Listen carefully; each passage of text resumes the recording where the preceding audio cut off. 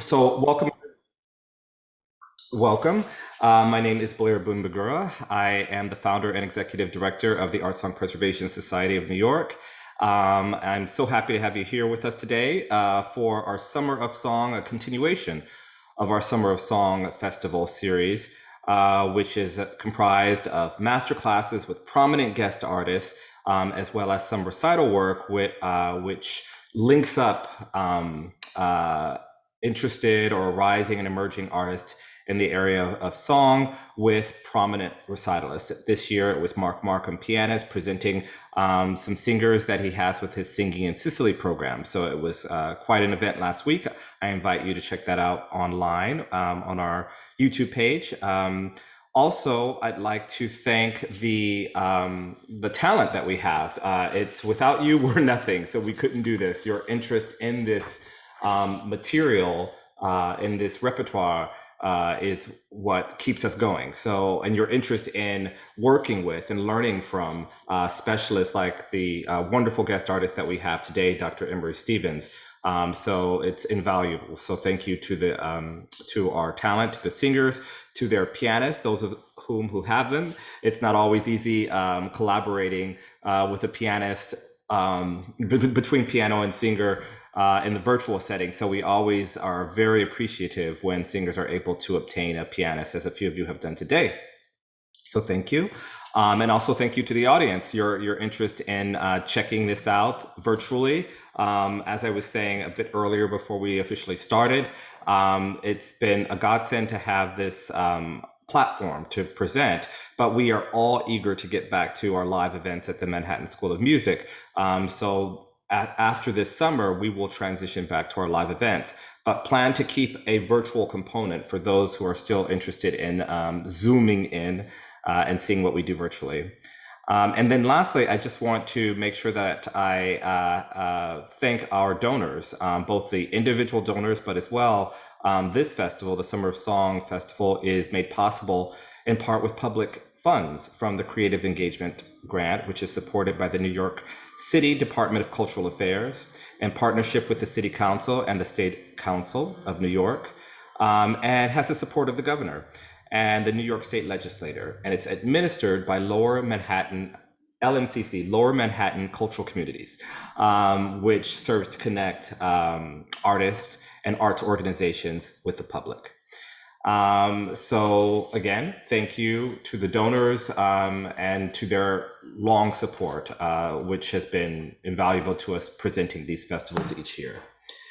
Okay, so with that, I definitely don't want to belabor the why we are here today, which is to enjoy scholarship, insight, and learn as much as possible about this repertoire, the African American song.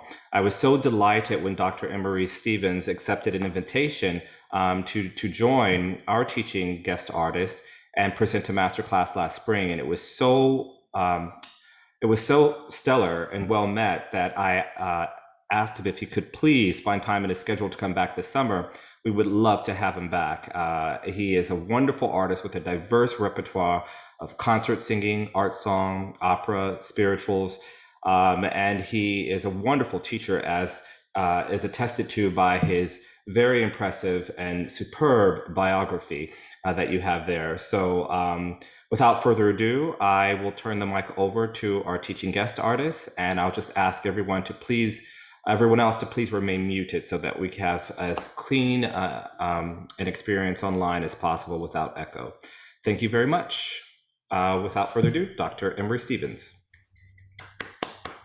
Thank you so much, Blair, and thank you so much for the Art Song Preservation Society of New York, and to the board, and to all of the sort of the family. And this is one of the things we create communities through music, and so this is one very important community, and I'm so glad to be a part of that. Deeply honored and excited to work with all of our singers today and on this repertoire, which I've been sort of involved with for about 15 years. During my undergraduate, I really didn't know much about composers other than sort of the more popular ones: Burley, Hall Johnson, maybe some Edward Boatner spirituals, but the whole, really the trough of lots of music out there that we're still discovering today. For example, Florence Price. So I'm so delighted that we have some Florence Price on the program. And what we'll do, sort of the structure will be to sort of have each singer introduce themselves, of course, and then sing. And then we'll enter into some discussion on your process, sort of how did you locate the music? That's one of the things too, trying to find access, whether it's PDFs, whether it's going to Glendower Jones, thank you so much, classical vocal reprints, and or, we're libraries. So I'll have some conversation around that. And then also your connection, your individual connection. Why were you interested in learning and performing your piece today? So I think we have Gina first. Hello, Gina. Oops, you're muted. Yes, there you go. I know it's always mute, unmute. Yeah. Hi. Hi, Gina. Hi there. Nice to meet you. Nice to meet everyone. My name is Gina Haver. I'm from New York, and the piece that I selected is "Guide My Feet." It's actually a hymn that was probably around like the late 1800s or so, and this is an arrangement by Jacqueline Hairston, who's from North Carolina. She was born around 1932, and she's a very noted composer, arranger. She's worked with the likes of Kathleen Battle, Denise Graves. She's recorded with the London Symphony and Columbia Symphony Orchestras, and I think she's based in California now, and she's done a lot of work with San Francisco companies. So this is a particular arrangement that I will share with you.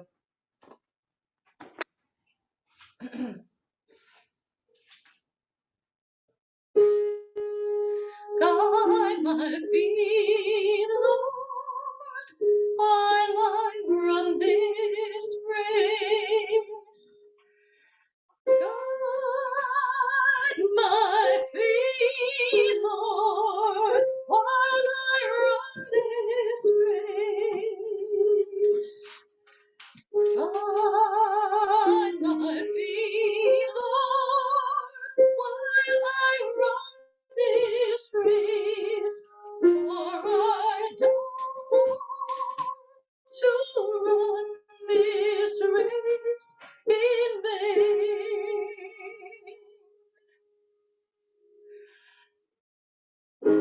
Hold my hand, Lord, while I run this race. Hold my hand, Lord, while I run this race. Hold my hand, Lord, while I run this race, for I don't want to run this race in vain.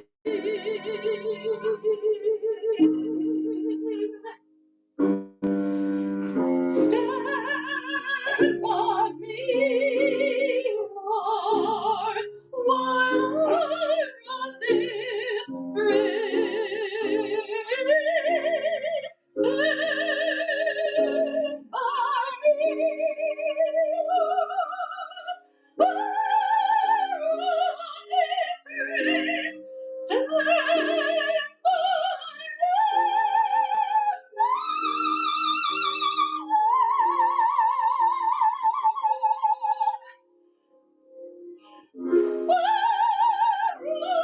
This race, for I don't to run this race in vain.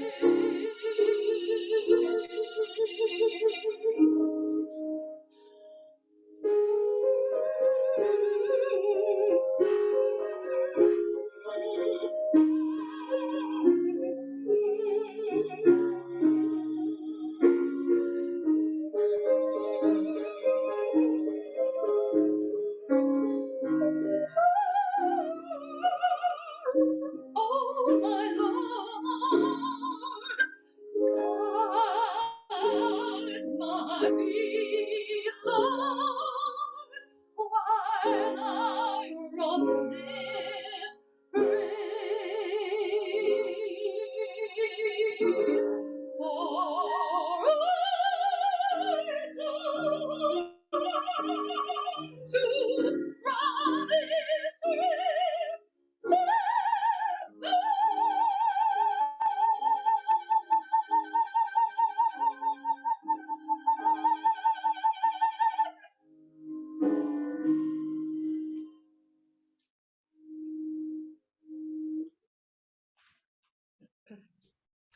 A Zoom clap for you, Gina.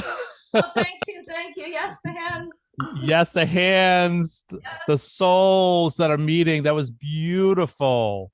Thank you. I love this piece. Yes, well, we could tell by your presentation, but also I want to talk about sort of, the contextualization of sort of the words that you're singing, but the embodiment of text and how important that is also for students who are or student performers who are coming into this repertoire, who may feel like, oh, I don't know if I should sing that piece because it's by a composer a composer of color. So your intentionality was right there in terms of using your entire body, not just the larynx, to express the text. And some of your actually uses of sort of the colorization as well and vocal timbre that's required. Is this a new piece for you, Gina? No, I haven't done it in a long time, but I did it at a recital maybe about 5-6 years ago, and just looking for another opportunity to do it again. Absolutely. Do you notice sort of going back to that first time you sang this piece, were there any dramatic or sort of changes that you did from when you first performed this to what you did today? Well, I listened to a lot of different recordings to get more, just to get it more in me and listen to different renditions. And, but yeah, I think also, I think the older I get, the more life experience can help color a performance. So, especially the past year, being that it was such a horrendous year for everybody, it also made me feel like I've aged a lot. So I think we all using have. that age to color it, yeah. Yeah. So Is this the first spiritual or sort of spiritual like sort of arrangement, even though it's a hymn, but in terms of, is this the first time you sang a piece in this genre? I've done a couple like with different church jobs I've Yep. had. So I haven't done a lot in the genre. I would love to. I guess I was also, I feel like I want to do it justice and be sensitive to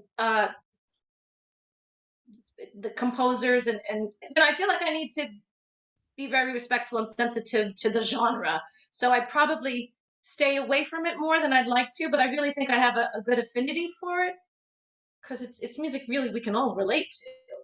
Absolutely. There's universal messages. We know the history behind the spirituals too, and even including some of the hymn like spiritual arrangements as well. And we know that history. At the same point, there's some universal sort of messages, human condition, right?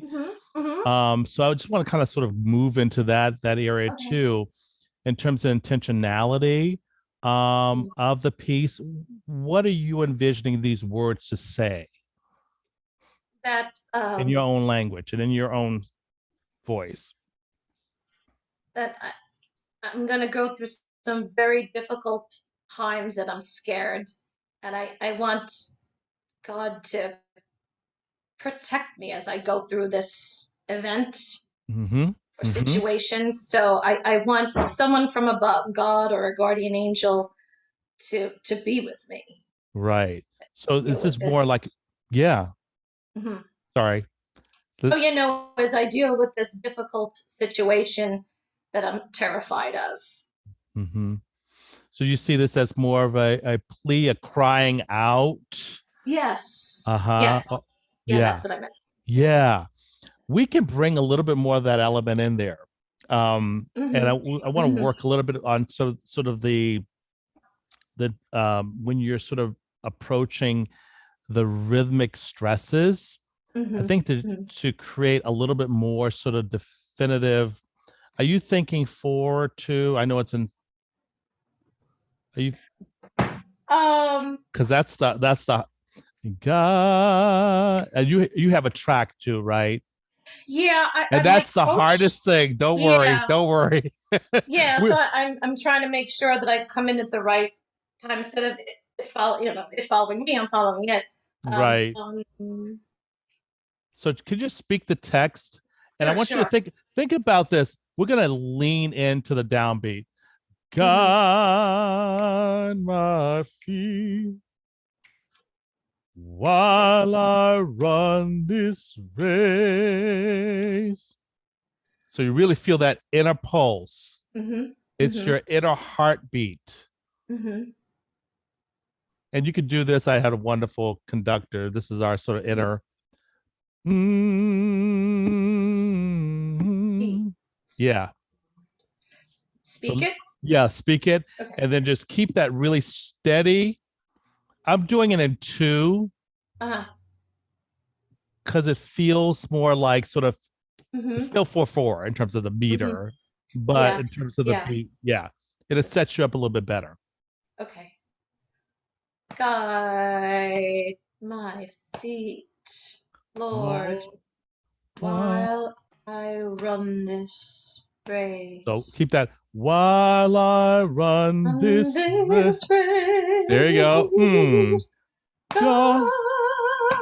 my feet. Sing or speak. Yeah, speak. Lord, while I run this race.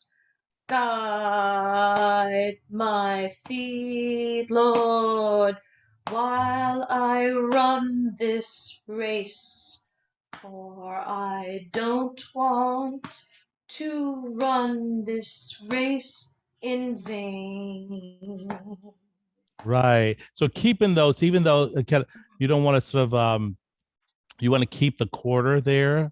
And so that's why we're really trying to establish that too. So run this race in vain. Yeah. We have a little bit in terms of ad lib, so you can sort of do a little bit sort of around. But I think just establishing this really call it root solid rhythmic pulse. It's really rooted and it keeps you sort of like in that, and it actually really intensifies the text too. Can you sing that? You want to give yourself do you have a Sure, piano sure. there? Yeah. Okay. And we'll still use your hand sort of Okay. just keep the beat. And you can really lean in, guide my feet. Those are really important words. While I Oh, sorry. run. That's right. Okay. Yeah. So, okay.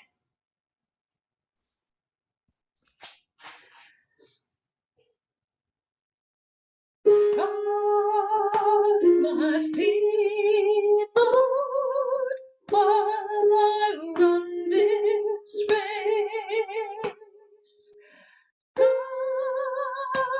my feet, Lord, while I run this race. Guide my feet, Lord, while I run this race.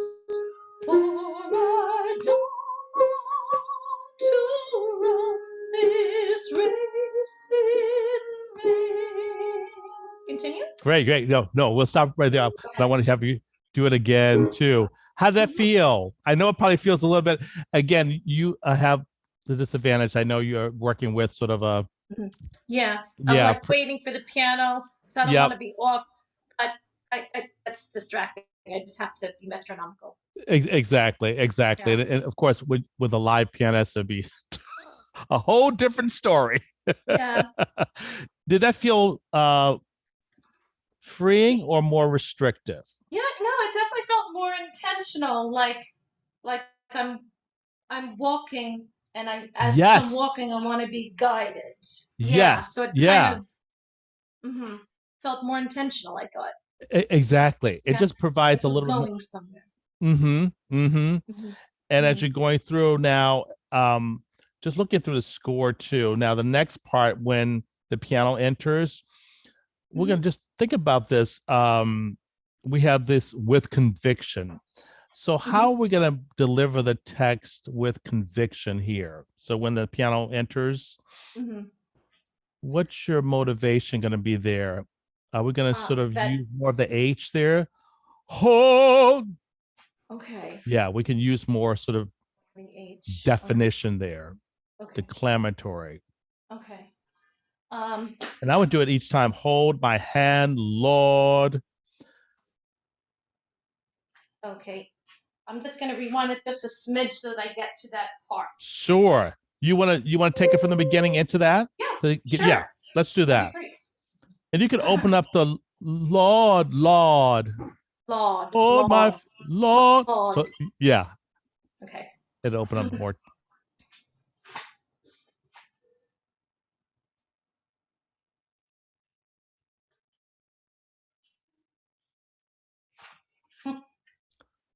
All right.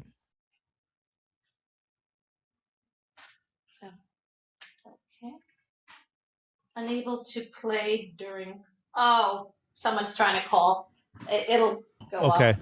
Okay. There it is. Yeah. Okay.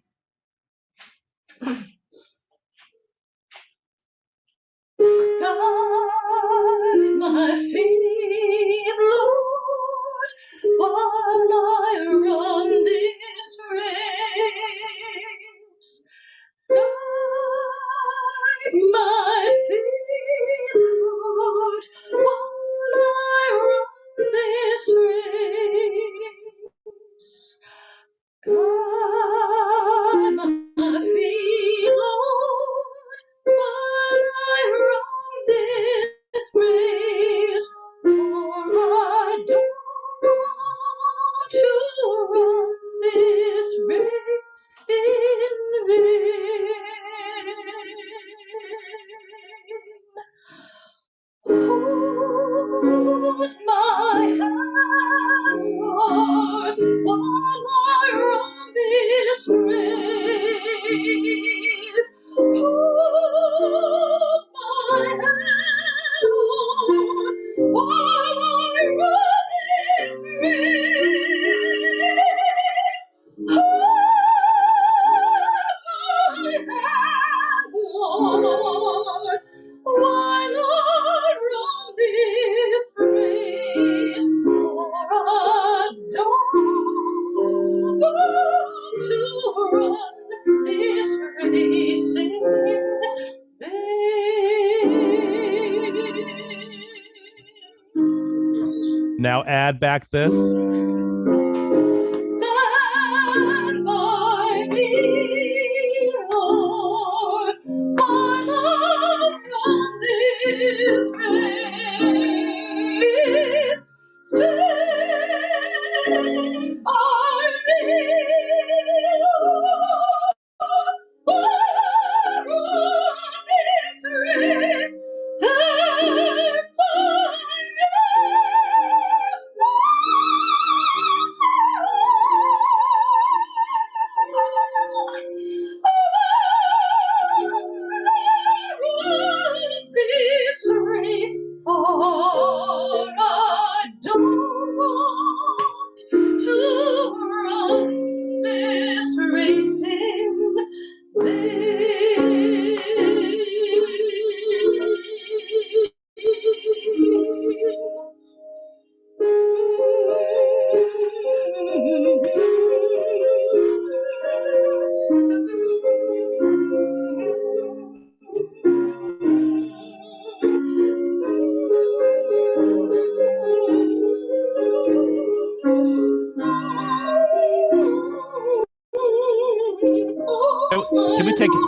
can we take it there again? I'm sorry. Can we go back to the so we're going to talk about the I call it the hum, sort of this sort of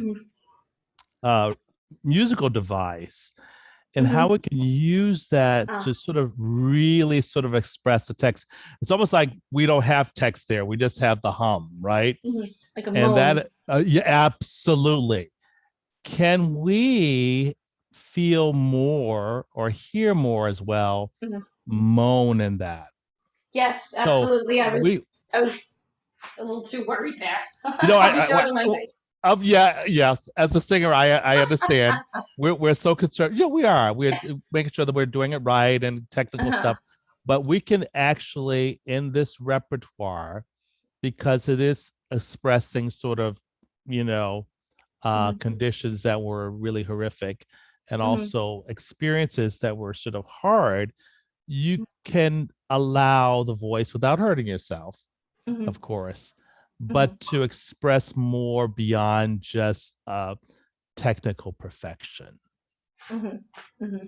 If ever that is even possible. But let's feel more there. Now, would you prefer doing a closed mouth hum or open mouth?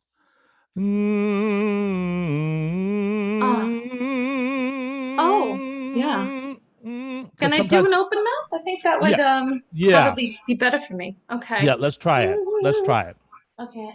Just slightly open. Okay.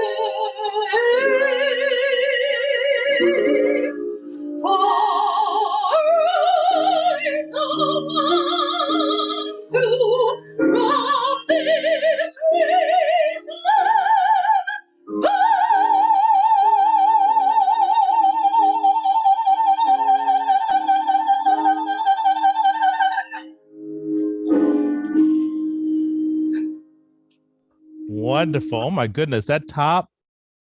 Wow. And access there. That's really easy for you, isn't it? Still, yeah. Yeah. So how did the open mouth? I know we have to probably do we have a couple more minutes, Blair? It felt good. I was just, I was worried about being heard, but I was trying to fight that urge to edit myself, and so I think I just have to not be afraid to be silent and internal, not worry about what it sounds. Absolutely. And that's the beauty of this. Well, it's beautiful, should be for all song repertoire, right? Is to allow the audience to hear and to see the inner work of the music. I mean, that's where the heart is, right?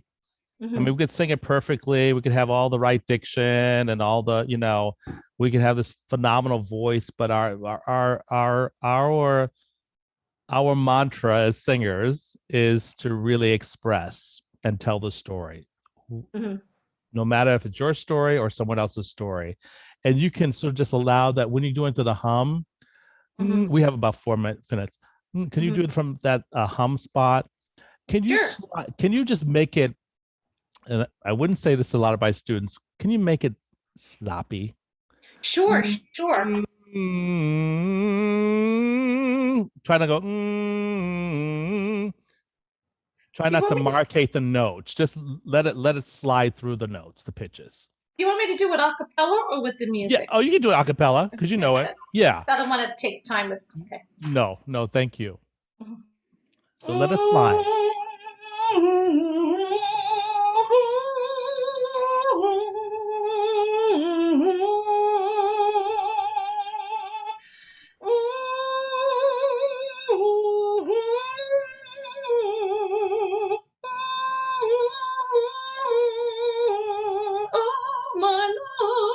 Yeah. Could you tell me? It's so hard to see. The tip. Where's the tip of your tongue on the hum? Behind the teeth? Yeah. Yeah, not too much. Almost like on the top versus behind. Okay. So the tongue position is really high. Yeah, in the back. Yeah. So make sure that slides.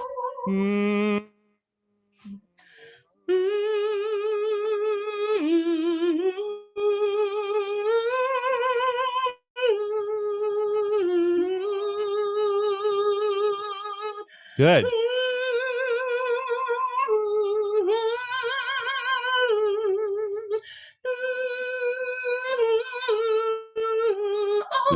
Good, Gina, let's start again.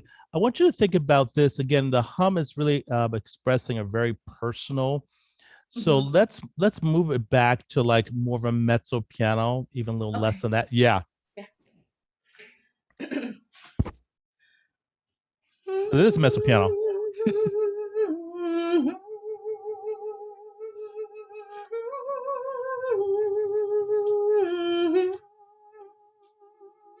Great. One more.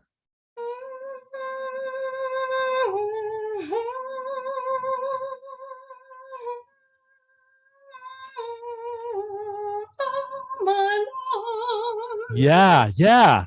How did that feel? Much better than the last one, which I heard myself go off pitch a little bit.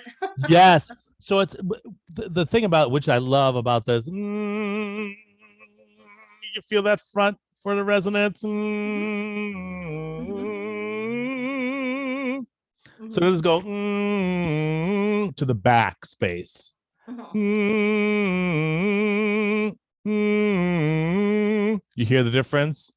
Yeah, so the better one is behind you. Yeah, you want the resonance to lead forward. Yes. Okay. Forward. Okay. Yeah. It makes it much easier to do this, the humming too. Okay. Because it's in the same sort of buzz space. That's wonderful, Gina. Thank you. I wish we had more time to work, but it's just been a pleasure. And this is a perfect. I hope you're able to sort of integrate some of these things in your next performance of this piece. Oh, definitely. And explore. You know that Jacqueline Hairston has a new anthology out. I think it's through Glendower. I think he has. Oh, yeah. This is available also by Glendower. Yeah, I think there's a new anthology out of a lot of more of her works. Oh, awesome. So so check in with Glendower. I always try to support our local. Yeah. Yes. He's not Hal Leonard. He's not J.W. Pepper. He is. And he's still around. He's still around, servicing all of us. So. Oh yeah. Thank you, Gina. Thank you. Let's give Gina a hand, a Zoom hand. Thank you so much, Gina. That was wonderful. That was wonderful. Thank you. Okay, next up we have Madison Marie McIntosh with her pianist Gregory Ritchie. Good afternoon. I would like to sing Serenity Prayer by Jerrell R. Gray.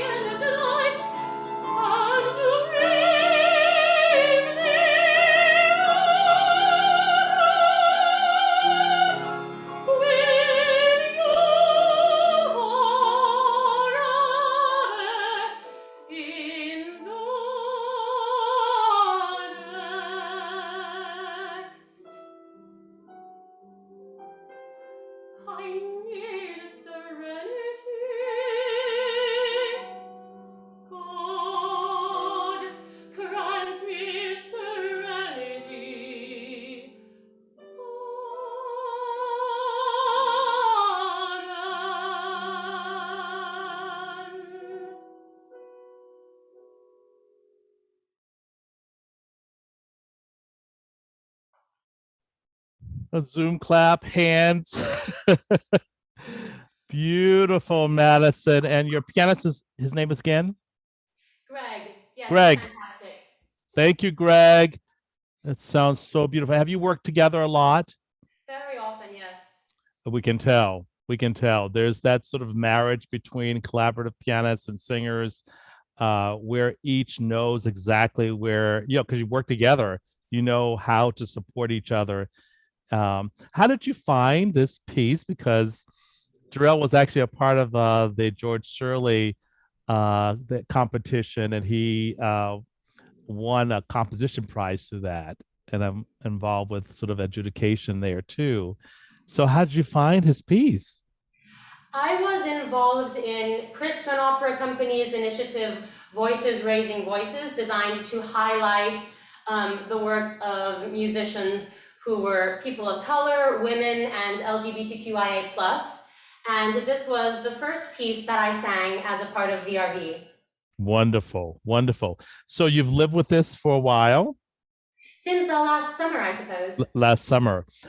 So what was your process in learning it? First of all, I'm always sort of intrigued by that. Everyone learns their pieces, their own sort of, they have own internal clock. No right or wrong answer, but how did you sort of integrate this piece into your voice and your vocal expression? I first read the description of the piece, Jerrell's personal description of it, and I was in contact with him by email. He was inspired to compose this piece after his mother died. He was still healing from the loss of his grandmother in 2017. And then 2 weeks before his college graduation, his mother suffered a stroke. And then in January of 2019, she unfortunately passed away.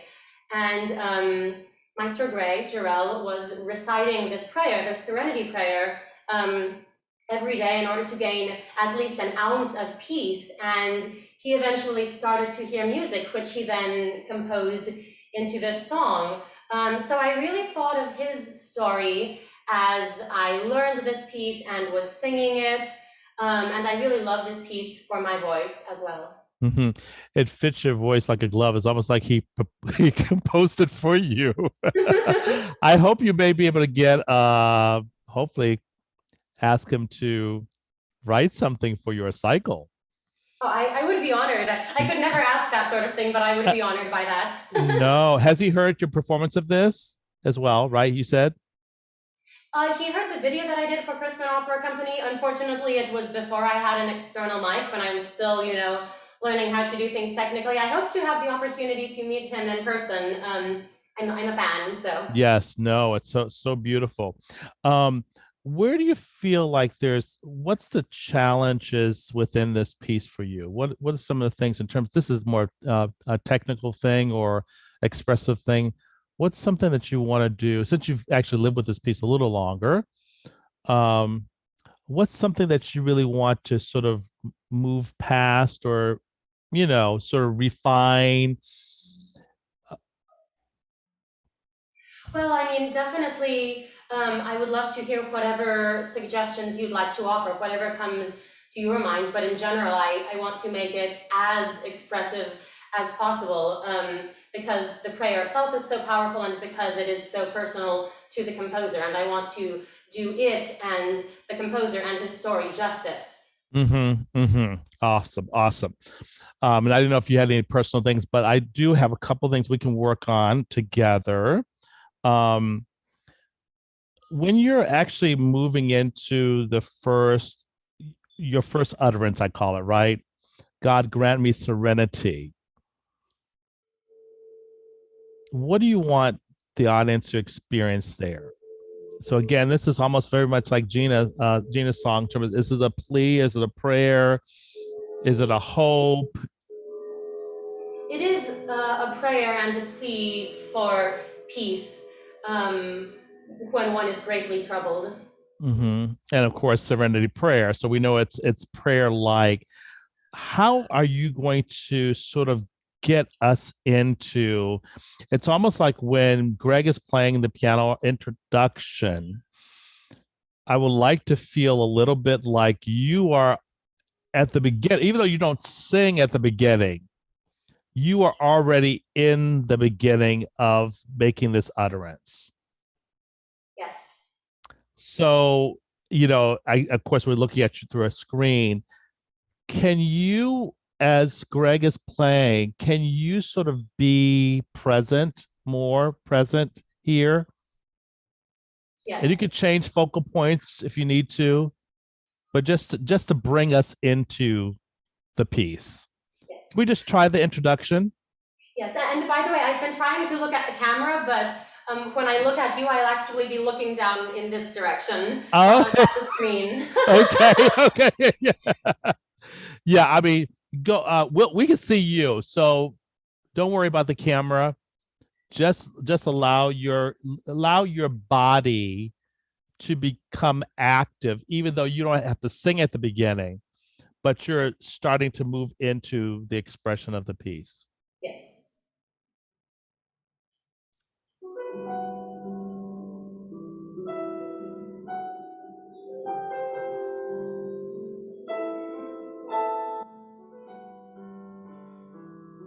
Yes.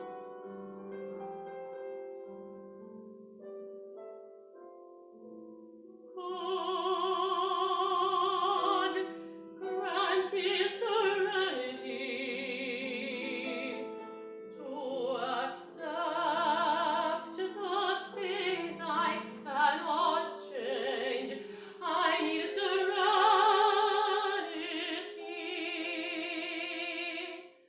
Good. How did that feel? Good. Yeah.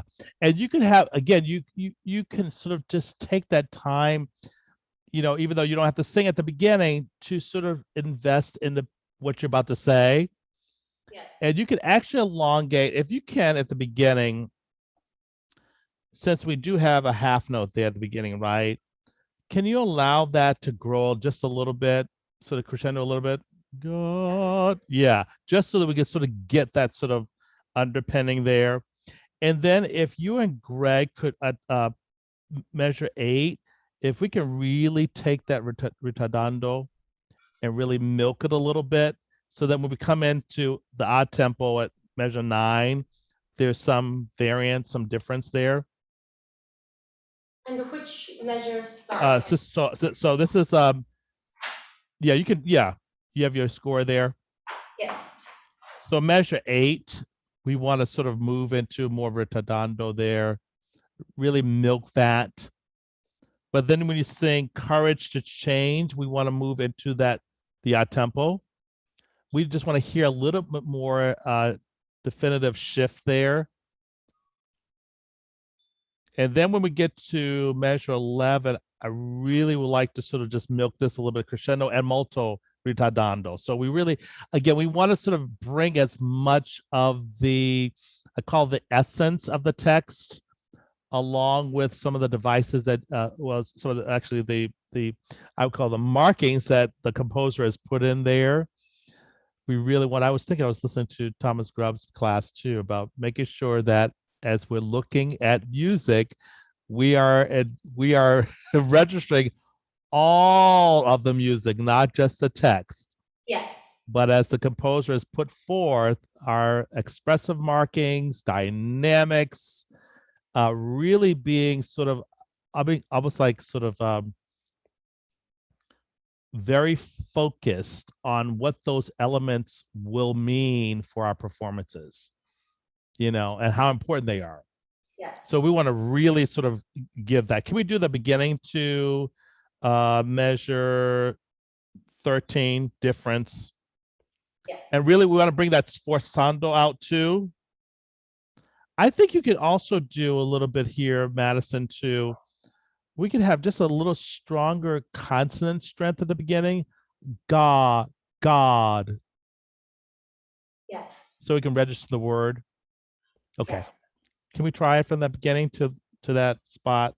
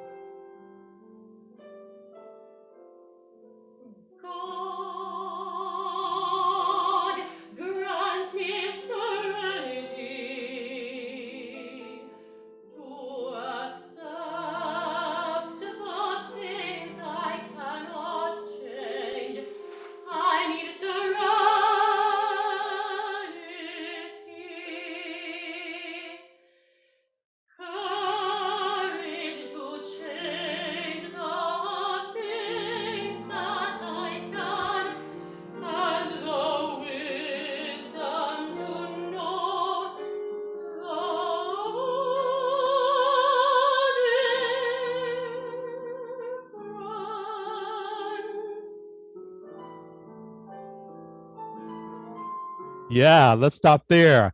How did that feel for you, Madison and Greg? Better, more expressive. Yeah. Could you think about this? This is just a measure 8.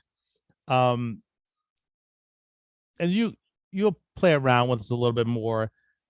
Think more of that ritardando. I need so really bringing out the A flat, Madison.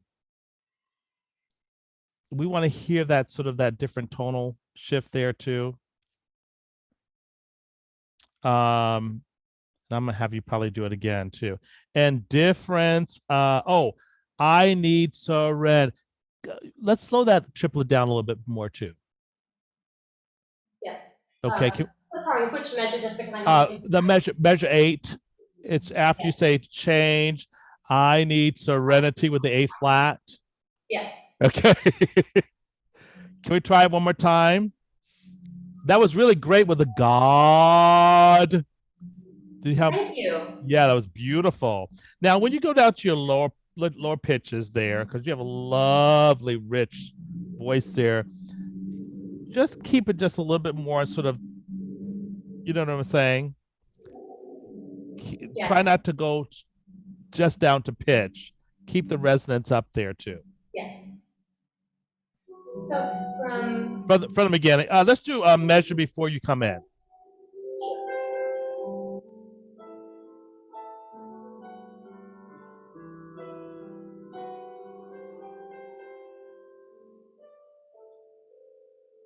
God, grant me serenity to accept the things I cannot change. I need serenity.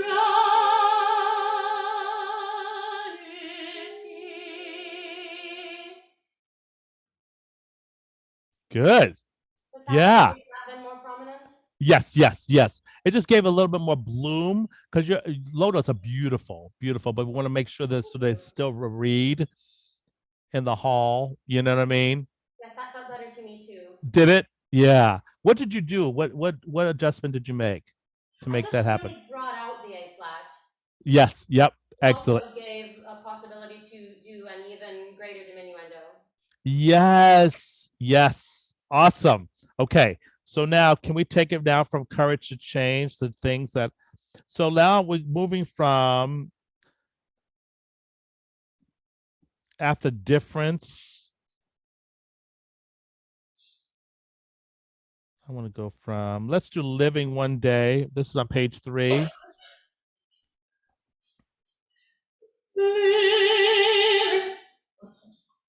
When you want to measure before. Living one day at a time, enjoying one moment at a time, accepting hardship as the pathway to peace. I need serenity.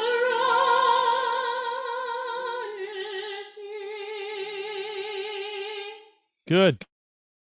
So on this, what I want to do just a little bit, I want to do the open mouth hum here, as we're doing it, Gina, on this text, living one day.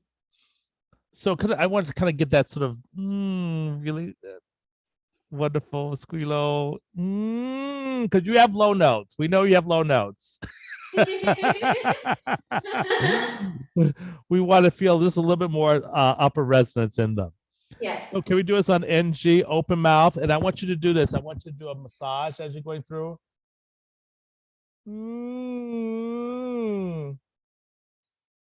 There you go. So right on living with piano.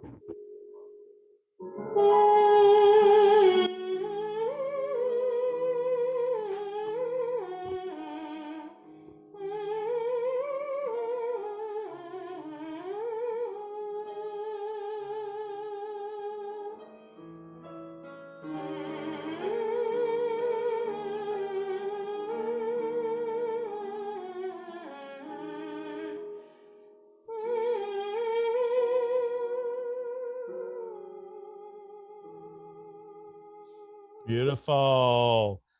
So what did you experience and hear by doing that?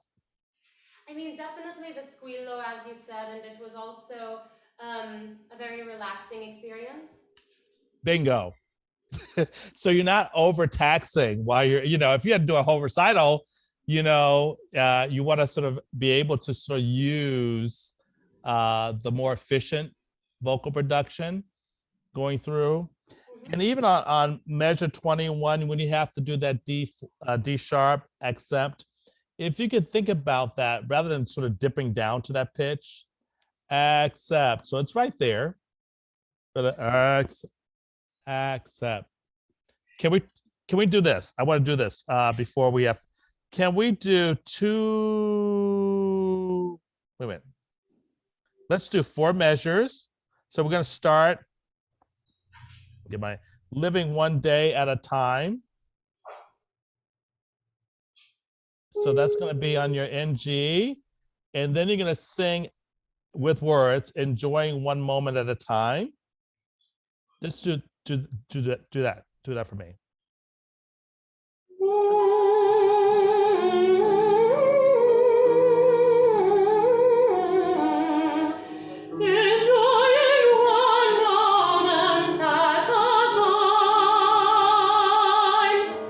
Yes. Thank you. You're welcome. So you hear the difference? Yes. Can we do the same thing? Let's go on. NG, accepting hardship as the path to peace, and then sing the words, I need serenity.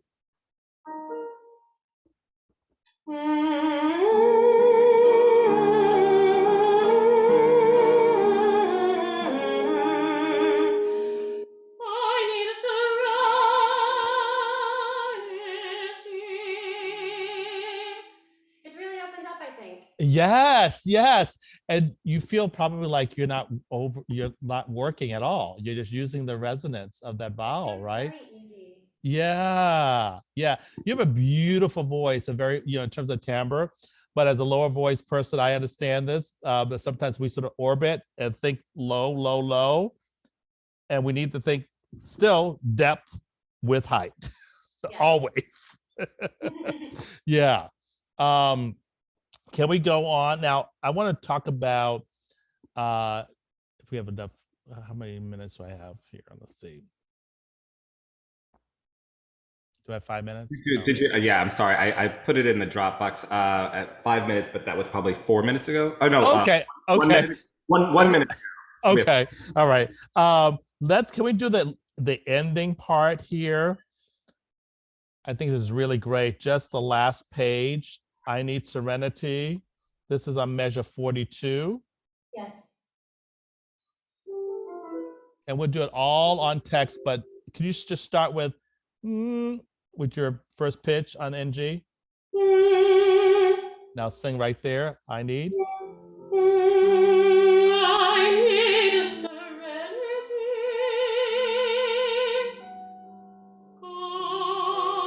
Oh, make sure that's not oh, God. Yes. One more time. Yes, one more time. I need serenity. I need serenity. God, grant me serenity.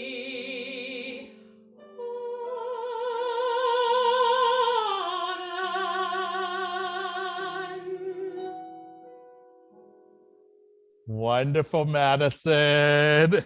Hey, Greg, thank you. Thank you, Greg. Any Thank questions? You Dr. Stevens. Oh, thank you so much, Madison. Again, a beautiful voice. I hope this is very helpful. Very. Yes. I always say, use what you would like to. These are just suggestions, but you also have to feel comfortable with them. So I'm hoping that this was very helpful. Definitely, that your suggestions feel very comfortable. Thank you very much. Great. Thank you so much. All right, we have to move to our next singer. Yeah. Thank you. Thank you so much, Madison. Yes. Robin. Thank you, Greg. Yes. Our next singer, Alonso. I know he's going to perform in and they'll be Yes. Can you hear me okay?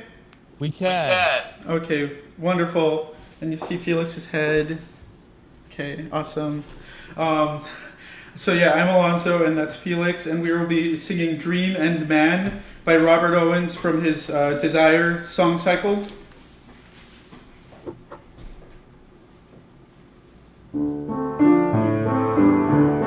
Last night I dreamt this most strange dream, and everywhere I saw what did not seem could ever be.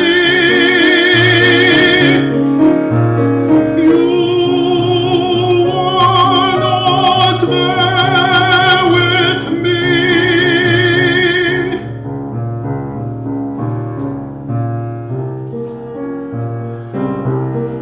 Awake, I turned and touched you, asleep, face to the wall.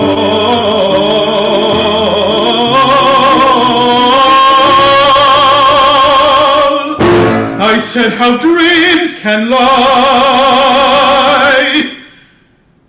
but you were not there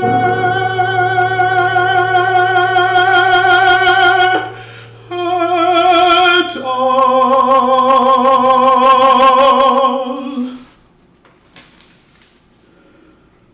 Wonderful. Do you want to sing one and then work, or sing them both? We were going to continue forth if that's okay. Absolutely. Thank you.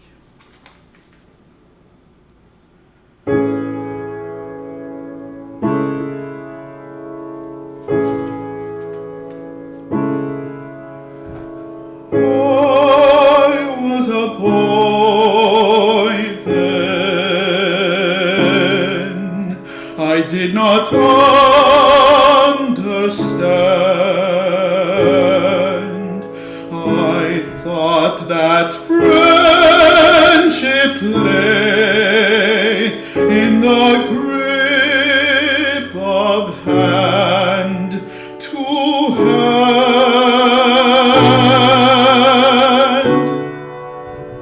I thought that love must be her body close to mine.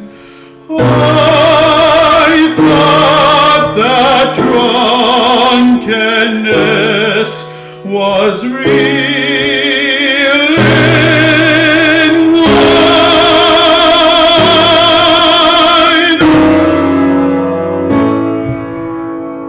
But I was a boy then. I didn't understand the things a young lad learns so soon when he's a man, a man, a man, a man.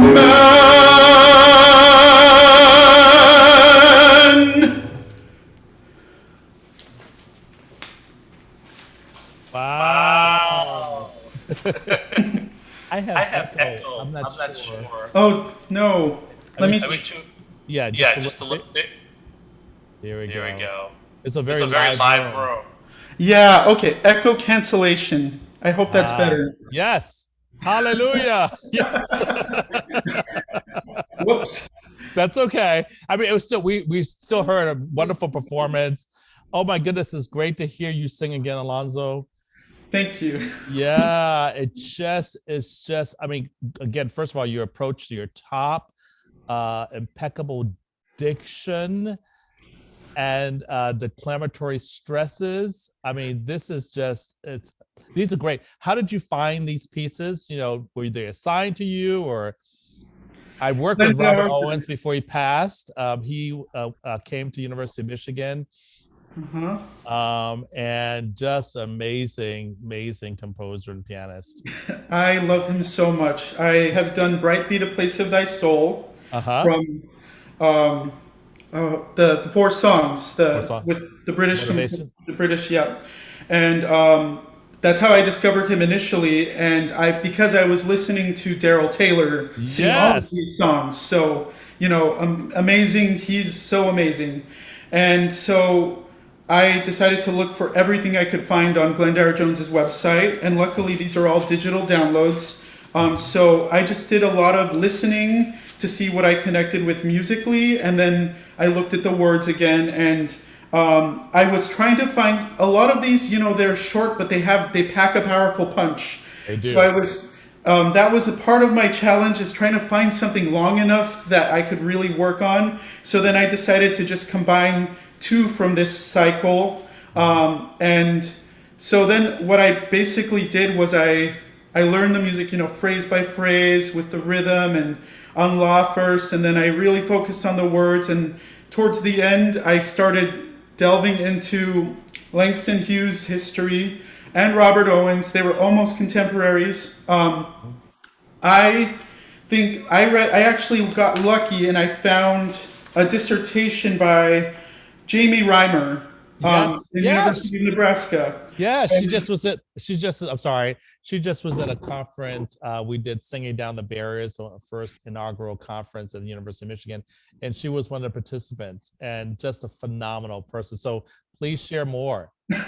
Well, I was so happy that I could find some more literature on this specific cycle, because it was a real challenge to find, first of all, any discussion or talk about the poems from Fields of Wonder. All that is talked about from Langston Hughes is, they were kind of going against what he was working up to at that point, in terms of the narrative from the African American experience. And so these were considered lyrical. And then I also try to find not much about what these are all about from Robert Owens' perspective. So her dissertation was really helpful for me to understand it more. She considers this cycle something between a man and a woman, but I chose to go with an interpretation from my personal experience as a gay man. And I have really looked through these words, and I feel like, and especially because of what people were thinking about for Langston Hughes, even though it was never confirmed, that this falls more in line with that for me. And Robert Owens, she quoted him, and she said it was between two people, not a man and a woman. So in her dissertation, so I felt like, okay, that's more liberty for me to, all the poems. So Desire, the quickness of it, Unknown Strange Perfume, how everything happens so quickly, that definitely brings forth a lot of what these situations gay men find themselves in. Juliet, another one like about unrequited love that could not be, and it's from the perspective of the friar, but also he's going somewhere, we never really find out what it is, and this drought. So it's recognizing that there's no real connection or love made because people aren't letting two people come together. And I know young me, and even now, my favorite opera is Tristan and Isolde, and unrequited love. And, that is something I felt really strongly when I would, fall for someone that, it wasn't possible and things like that. And so then going to Dream, that speaks even more strongly because, it's like waking up and finding someone that you really thought it could work, not be there because they were moving on to the next person. And man, even though so I really thought about this, and I, as a boy, and growing up, I dated girls in high school. It was never natural for me. And that really speaks to me where he says, I thought that love must be her body close to mine.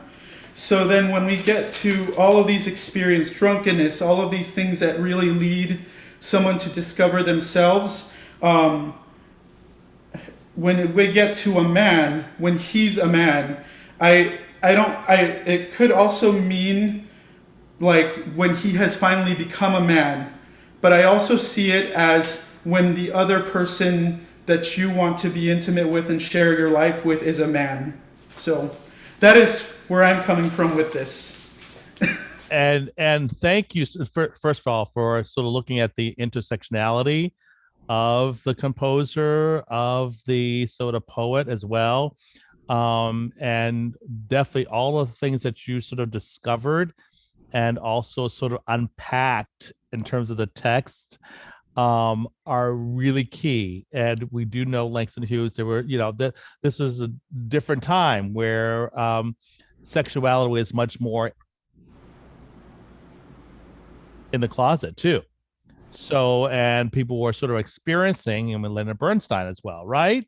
They were experiencing, yes, the sort of the straight lifestyle. At the same point, they were trying to sort of move past and really be true to themselves. So, what you just unpacked, does this feel like you're able now to really sing? Because it felt really connected, Alonso. Thank you. But it was connected because you had placed the energy and time and preparation and unpacked all of that in order to be really intentional in your performance. And this is one of the things I always say. It's like, if you're going to sing any piece of music, right, is the more you are living with it and sort of just taking it apart, not just the notes on the page, but the text.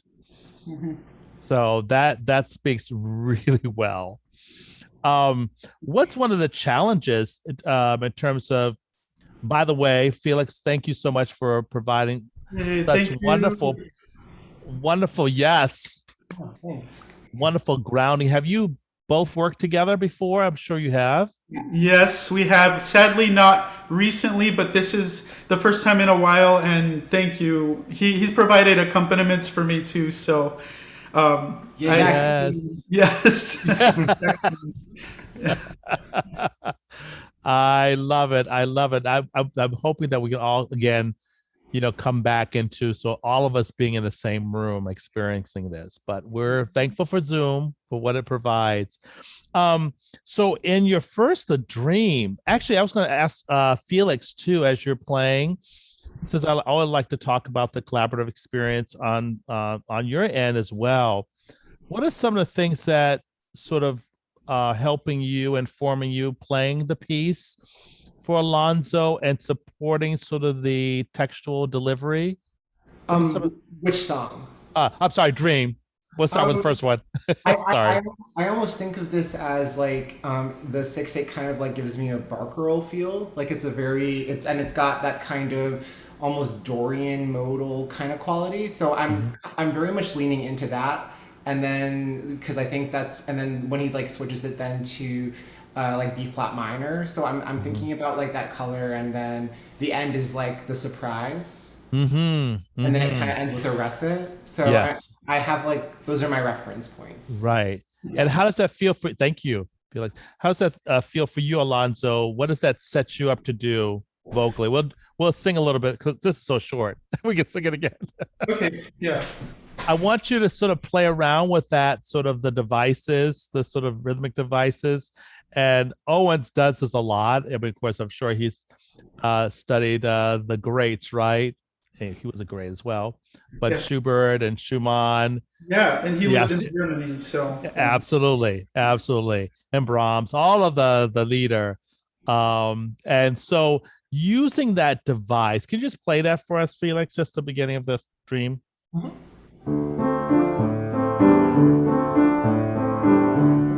What is that suggesting? Now we're going to get to a little bit more dramatic. What is that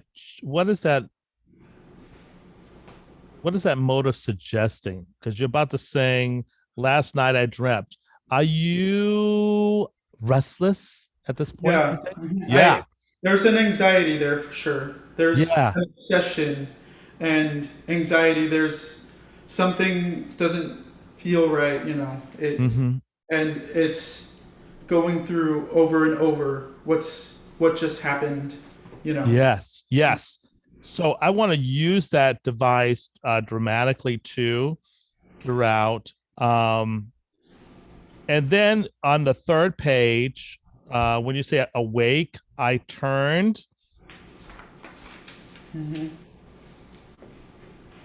Again, that device comes back. So can we see a little bit of aggravation on your body face? Again, we want you not just vocally, but to see this sort of agitation in your body, the embodiment of text. Okay. So we have the sonic view is what we hear, but we also want to experience and feel. Yeah. Can we try that?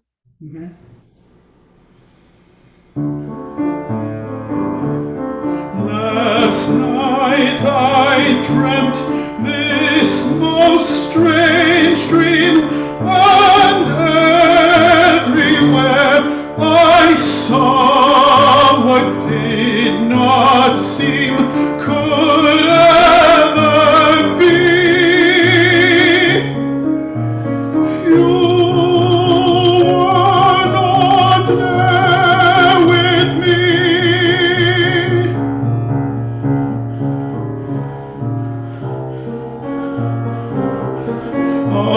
Awake, I turned and touched you, asleep, face to the wall.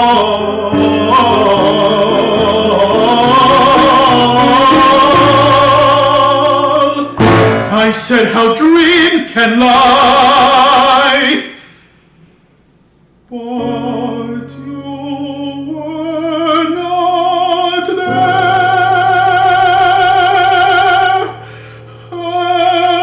at all. All right now. So how different was that performance from the first one? I always think that we have, art song. We love art song, right? But, again, we're sort of still trying to keep the art form alive for many others. And so we can invest more. I mean, this text is so dramatic. It could be an opera aria, right? Yeah. It's opera. I always call it opera within art song. So we're still giving an amount of energy. We just don't have the backdrops. We just don't have the costumes, know. So what you just did was amazing. So how did you feel about that? Was that too much? Of course, we can always modulate, we can always sort of bring it back if we need to. How'd that feel for you? I think physicalizing it's a hard thing for me because sometimes I can go really the other direction. And so I think that from the first one to now, it was, in the first one, what I was feeling was like, okay, I need to really do this through my voice and not give too much physically because I don't, it was a little scared to do that. But I find that now maybe that I have shared this, like I called out exactly what my intentions are. It feels much easier for me to physicalize it, and then especially, I want to go to the wall. That's yeah. Big long phrase, which I think there's so many intentions that can be done there, and I felt like I was arriving more to where I want to be with the kind of intention I want, which is like a pressing and a fear at the same time, and like an urgency, like hello, respond kind of thing. So can we do that part? Now, when we get to the face to the wall, can we explore a little bit? We have the ritardano at the end of that phrase, but can we explore with you and Felix a little bit more rubato there? Face to the wall, so we can move and ebb and flow a little bit more there. Yeah. Would that help? Yeah, I think so. What about you? What do you think? Yeah, no, that makes sense to me. Okay. And I know it's going to be like we're improvising right now. I mean, in terms of feeling it out, but you guys could come together, to sort of really make it, feel more organic. Okay. But right now we're just playing around. Okay. Yeah, I love it. I love playing. Yes. And you do opera as well. So yeah, we have to sort of, modulate how much we, it's not making art song opera, of course not. But we're imbuing a little bit more, right, of personal investment, not just vocally. Yeah, and how does it read when I kind of like go forward like this? Because you don't have to do that as much. Yeah, just you can keep everything sort of very so try not to go there, because then that gives you a little off the alignment. Okay. Yeah. Can we start from awake? Maybe measure, or you want to do 3 measures before? A measure is fine. Okay.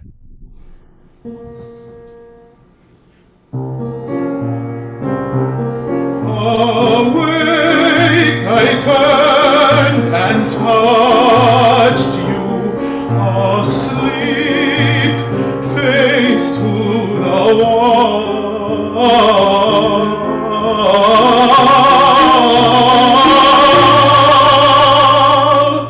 I said how dreams can lie, but you were not there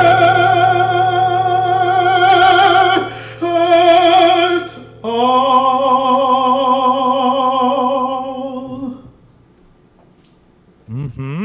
How did that feel? I liked it. What do you think, Felix? Yeah, I liked it. I like the the writ is marked like a measure before the fermata, but it kind of like it's almost like those 3 bars kind of lead to that gesture, so it kind of makes it less just within that space. Right. Yeah. And I think those 16th notes that are the dotted connected to the 16th note figure in the wall. It's like those 16th notes feel like it's like that motivation, like the questioning. It's a questioning. Right. And that's what I was trying to want to convey. That was my intention there. Can you think about on the wall when you do that, and it actually came through, I just want to kind of speed up a little bit of the articulation of it, just adding a little bit more of the ha ha ha ha, using the air to move more. Yeah. Okay. The sound. Can we try one more time?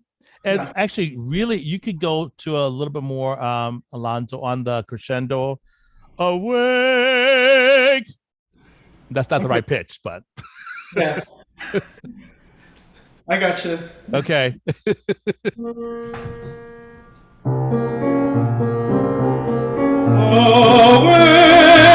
I turned and touched you, asleep, face to the wall.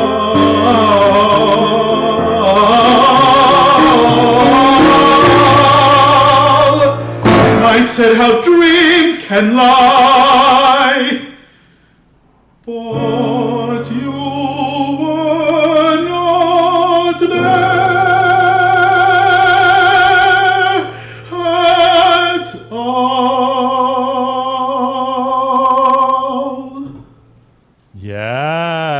Yes. Yeah, that air pulse. Yeah, it just so you're not working so hard here. You're working with breath energy. Yeah. On the sottovoce, now everyone's PP is different, right? The pianissimo, right? So how's that feel in terms of, does it feel that dynamic? I never want you to sing a dynamic where you have to hold or, you know what I mean? Yeah. Honestly, yeah, it's the approach to sottovoces has been confusing for me. So okay, can we add a little bit more? Just think about that being a little bit more on the airier side. Yeah, still supported. Can we try that? I said how I love that, by the way, Felix. You're setting him up really well there. Thank you. I said how dreams can lie. No, take your time. But you were not there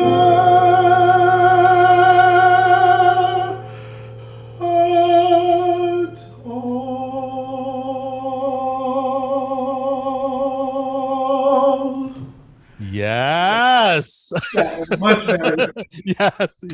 All right. We have like 4 minutes. Oh no, that went by so fast. I know. Can we go to the next one? Just Yeah. let's unpack here. This is. Do you think this is again in terms of poetry and poetry and poets? Some of these are sort of autobiographical. Sorry, I haven't been talking too much. Do you think this is?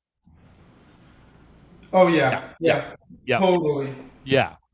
That was the immediate feeling I got, and I don't know and the way it's written, all these tensions in the music. Yes, and the stresses too, right? Mm-hmm. Can we try that? Can we try from the beginning? We might not be able to get. Oh no, let's try the whole thing. I think we can do the whole thing. Yeah. So let's bring out the stresses.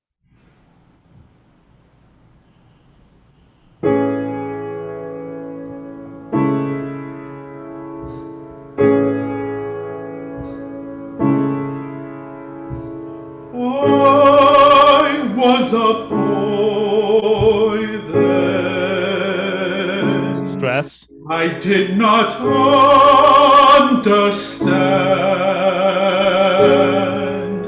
I thought that friendship lay in the grip of hand to hand. I thought that love must be her body close to mine.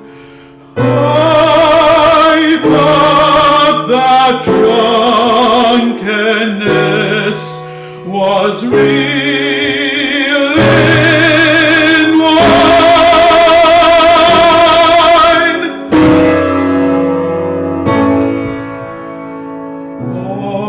But I was a boy then. I didn't understand the things a young lad learns so soon when he's a man, a man, a man, a man.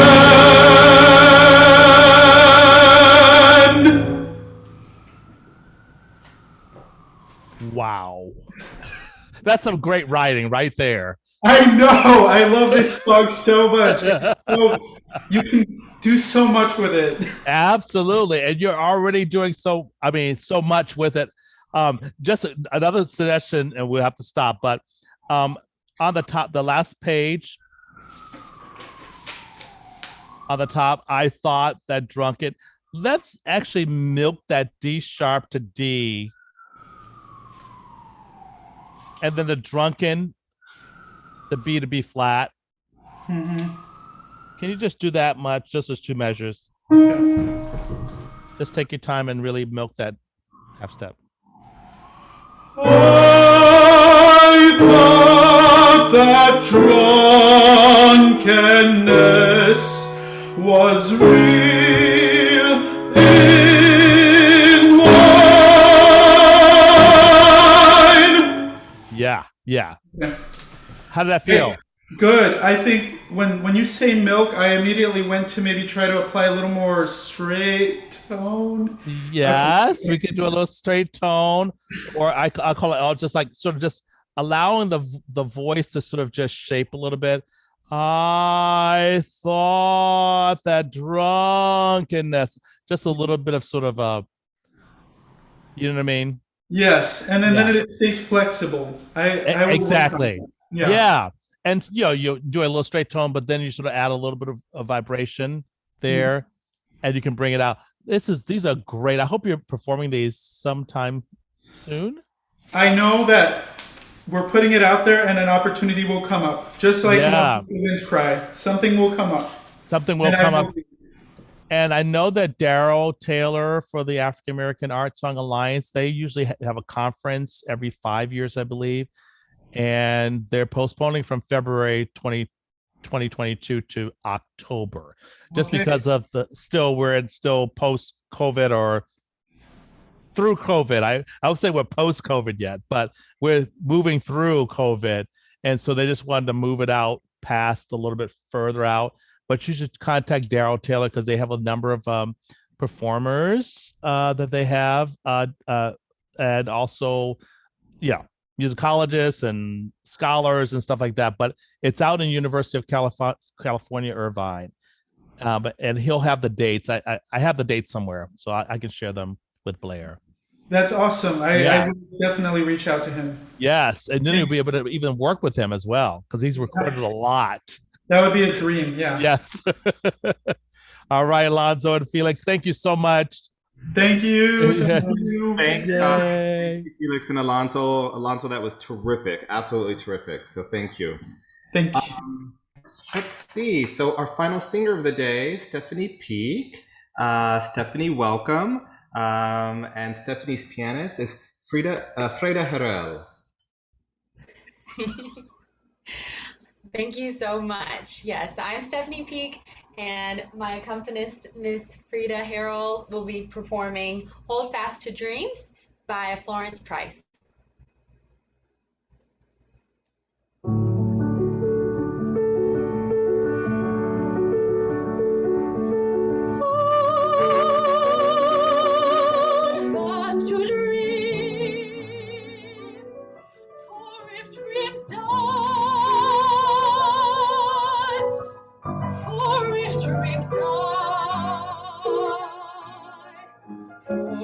Dreams die.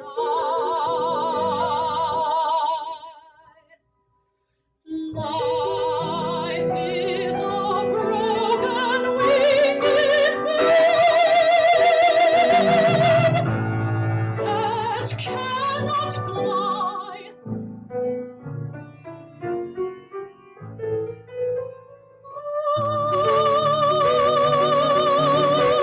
Hold fast to dreams, for when dreams go,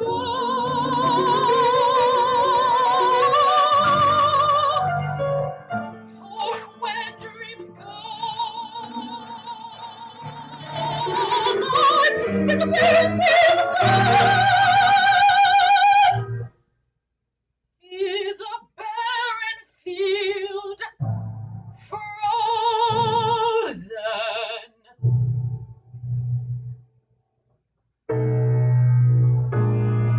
Frozen with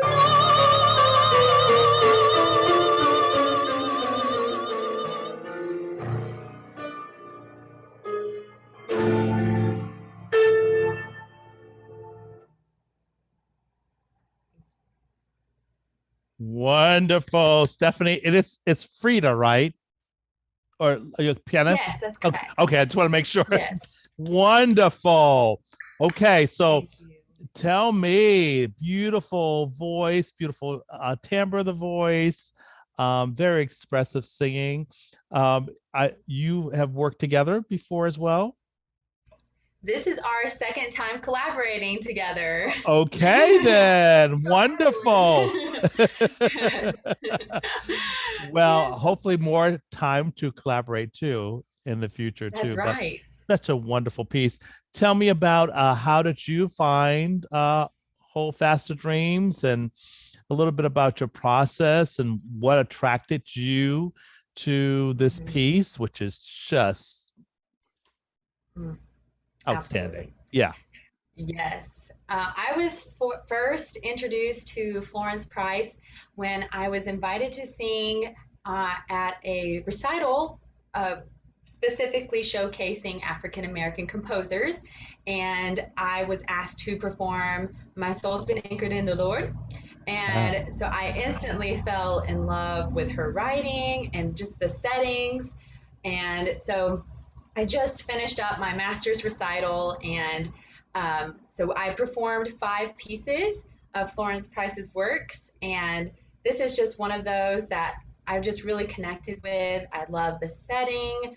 I really love how the piano just conveys that dreamlike quality, and there's those sudden shifts in harmony, so you get this very luscious, tender beginning, and then a sharp contrast to really get that bitter, frozen feeling. So, and she just sets it so beautifully. The text, it just really conveys itself. You don't have to work too hard to really stress the text. She just does it so beautifully. And it's almost like that sort of the accompaniment, sort of the voice is riding on that energy from the accompaniment too, right? So it makes it, so, again, it's a singer's dream, right? When the accompaniment is just like propelling you forward, it's like magic, right? Yeah. Yes. So now, in terms of like the text, how are we unpacking this text? Sort of, you probably have done some work too on that of Langston Hughes. Yes. I sat down and I read through every poem of the pieces that I performed, and I just tried to figure out what did I want to particularly stress, rather than, a lot of times a lot of singers give the same amount of stress to each word, and so I really wanted to play that up so that we were really conveying the text. And I think our last performer said it so well. Langston Hughes was a very I wouldn't say complicated, but he was a complex man, and dealing with lots of emotions, and of course the struggles he was dealing with internally as well as externally. I think this poem really sums that up well, and I feel, again, Florence Price just does a fantastic job of just getting that inner turmoil clearly displayed.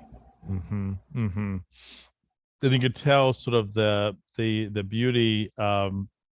Same thing with Margaret Bonds too, that they knew sort of Langston Hughes, and sort of this already a personal relationship there, and they were able to sort of marry text and music together so well because they had a personal connection too. One of the things too, when we're thinking about dreams, and what's this mean to you? Hold fast to dreams, for if dreams die. What are we trying to say there?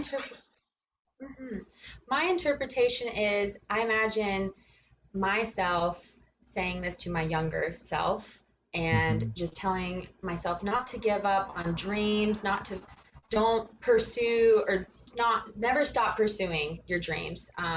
Especially when some family, when I first said I was going to go study music, a lot of the first questions are like, well, how are you going to support yourself financially?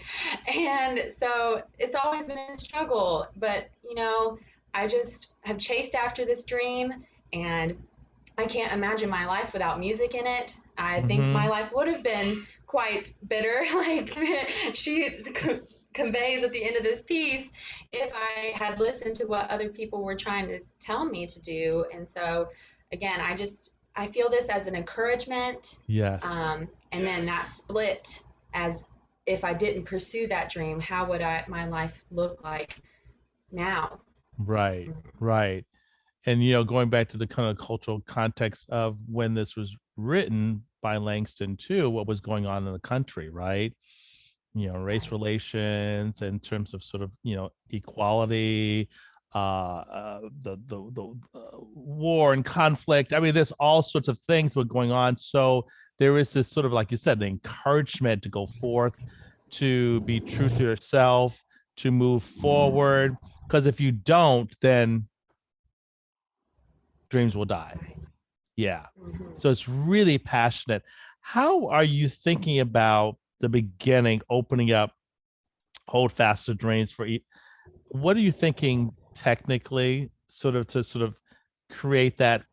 Again, your pianist has 2 bars, right?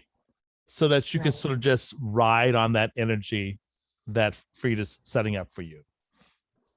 Yes, absolutely. I really settling in that breath, because I'm holding it for 5 beats, and that's quite a long time. to sustain. So really taking those two measures to really prep the breath, get that low breathing, so I can start out with that nice H, and the airflow can just soar, coast like you said, with the Yes. accompaniment. Yes. So think about this at the the beginning of hold. Think about moving into a crescendo. So we're going to start, we can start right mezzo forte at the beginning, but if we could start just a little bit less than mezzo forte and then crescendo into that hold a little bit more. So it's not just like boom, hold, but hold faster dreams. Yes. Yeah. Okay. Can we try that? Absolutely. And you have it a couple times, that sort of figure. Go for Right. it. Yeah, go for it.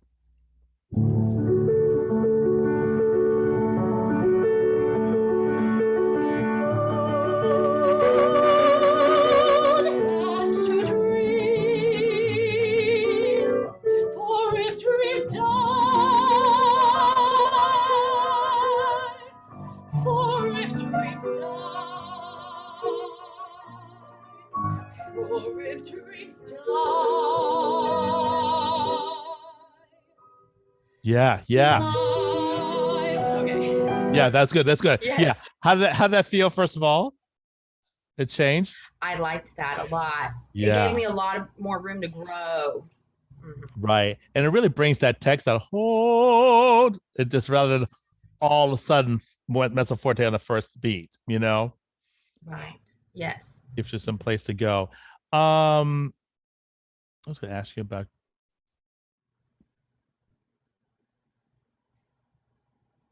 something else. Oh, for if dreams die, that low A flat.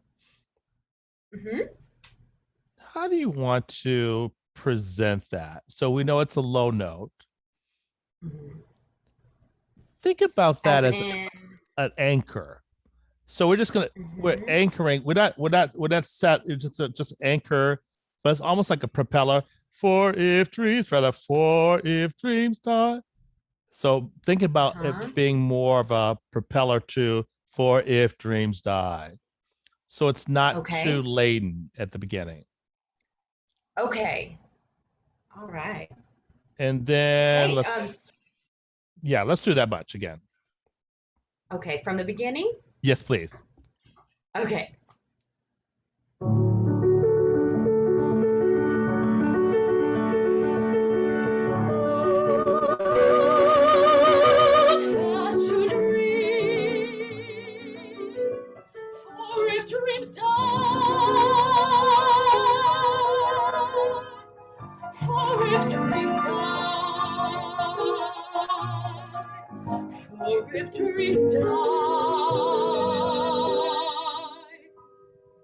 Yeah.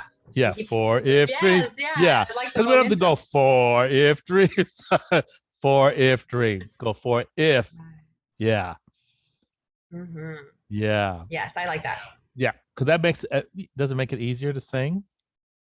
It does. It doesn't get too bogged down in the throat. Now we get to play a little bit. So life is a broken wing. So life and broken winged, right? Bird, right? And bird is really expressing, what do you think? Usually when we think about birds flying. Right. That what's that represent? Freedom, right? Yeah, freedom, release. We could actually, because it's almost like at the beginning, if we were to paint 3 different emotional spots, right, in the piece, when you open up, like you said, encouraging, is that your sort of word of choice maybe for the emotional energy there? Yes. Yeah. At the beginning, yes. Yeah. And then life is a broken winged bird that cannot fly. Would that be a shift also? I feel there is a shift. It's more of that disheartened, little discouraged. I feel that's where it's heading towards when we repeat that hold. We're setting it up for that next shift. Yeah. Can we do that with a vocal color? Okay. I will try. Yeah. So life is a broken wing. So so a little bit more la. Okay. Yeah. Can you just sing that 11 and 12? Can you Yes, give her a absolutely. pitch, Freda? Yep. La. Okay. There we go. Life is a broken winged bird. Good. So life is we're gonna actually do just a little punctuation here. Life is a broken wing. So not marcato, but just we're gonna just give a little bit more stress there. And Okay. broken wing. So broken winged. Okay. So we're just gonna just stress there just a little bit because that'll help the accelerando too. Yes. Okay. Can we try that? Measure 11. Absolutely. Life is a broken winged bird. Yes. Yeah. Yes. Now, can we go on? So let's do that same thing again, measure 11. And then we're going to go. So now you have this. I want to play around again, just like we were doing with the different shifts in tempo and ritardando as well with other pieces. We're going to sort of really milk the one Freda setting her up the poco at measure 13. Okay. And then move into the tempo just so she can shift that. Sure. Perfect. Can we, and then let's go all the way from measure 11 to measure 20. Okay. All right. We're just taking it in chunks. That's right. Life is a broken winged bird that cannot fly.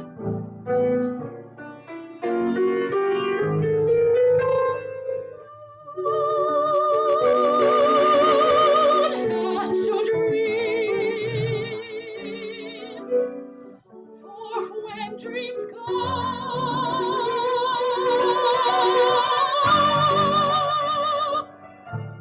And stop right there. Yeah. So Okay. what did you notice in terms of changes there? I really liked, especially 13 going into 14, that nice setup. I feel like the text was really crisp, and I like the punctuation of the triplets. And I tried to start that hold softer, maybe not as quite as softly as the beginning. And really try to grow the word go to really amp it up when it goes up to the D. Right. Yes. Yeah. So for when dreams go. Yeah. Can we do that right there? That's really hard to place. Yes. Let's not do that. Let's go to measure 16 forward. Can you bring out, I want to bring out that the G sharp on for when. Yes. Okay. Yeah, I just want to get that color, that G sharp color in there. Absolutely. Okay. Measure 16.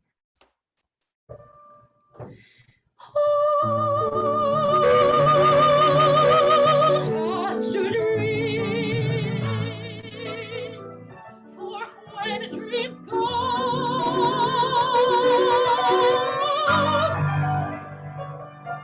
For when dreams go.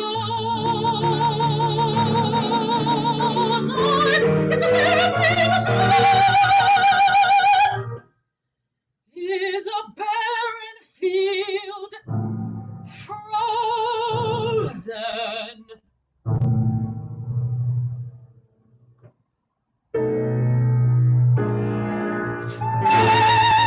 Frozen with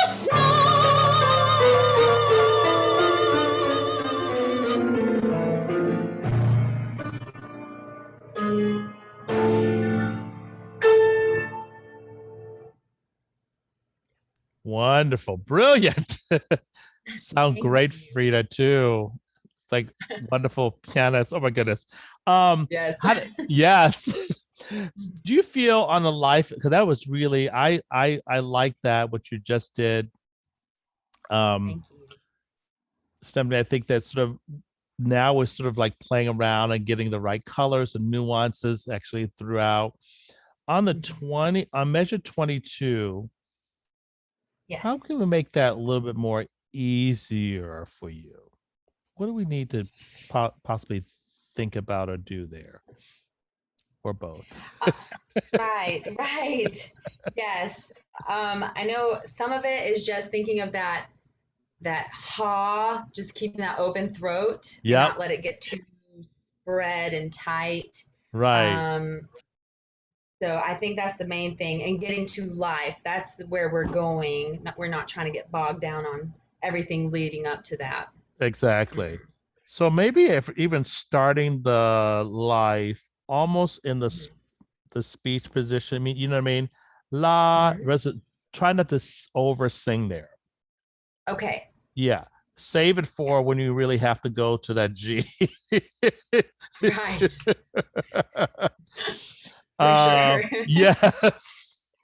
Can we, and just going back real quickly on 25, if we could just just a little bit of flip of the R, frozen with snow. Okay. That does help you sort of it helped the voice to turn over fast. Fro. Okay. And you can open it up if you need to. Open that vowel up a little bit. Okay. Yeah. I will try that. Fro. Okay. Yeah, frozen with snow. Okay. All right. So starting back at life. Yeah, is that a good place to start for you? Or you want to go back a little bit long? Maybe for when dreams go live. If That's good. Not too weird. No, that's fine. Okay. For when dreams go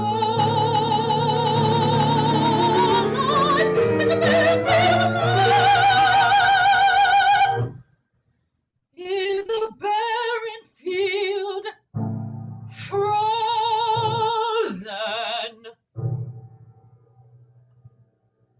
With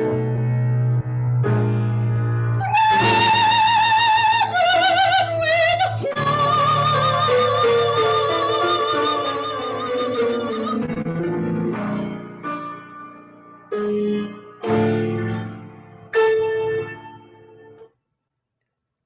I love that last part. I know. It's like one of the best parts. Is that Freda, is that fun to play? It sure is. Yes, good.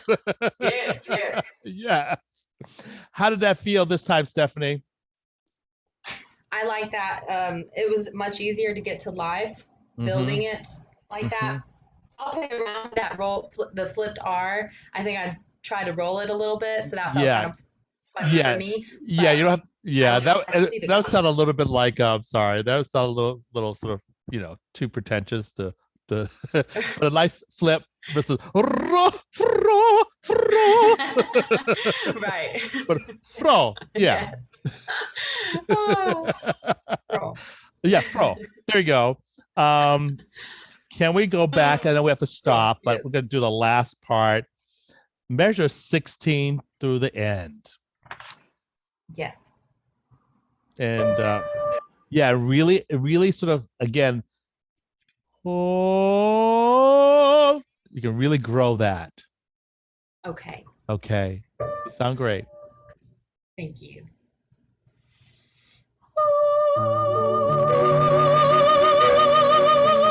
Fast to dreams, for when dreams go,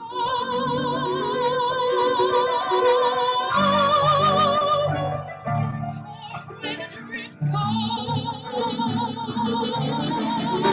not in the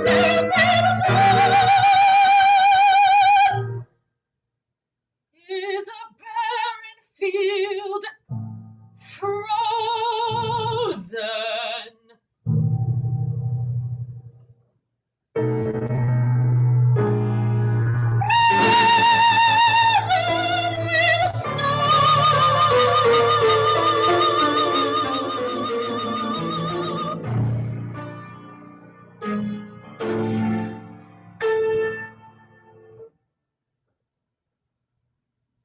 Wonderful. Stephanie, oh my goodness.